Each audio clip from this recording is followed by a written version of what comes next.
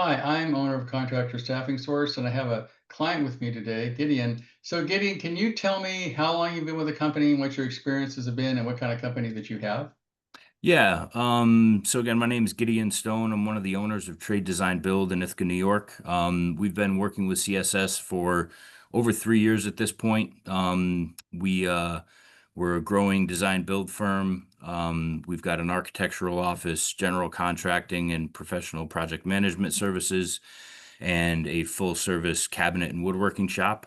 So we originally contracted with CSS to be able to help us with our recruitment efforts. So we brought them in to basically manage all of our job listings, which changed all the time. Whether it was, us trying to fill a position in the architecture office or in the construction company.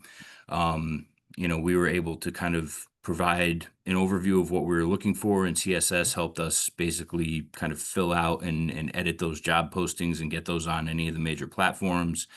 They did regular maintenance to make sure that those listings were at the top of the list, and regularly updated. And, then beyond that, there was a full kind of assessment and personality screening that was, an additional service that allowed us to do a little bit of pre-screening to sort of, sort out and vet best candidates.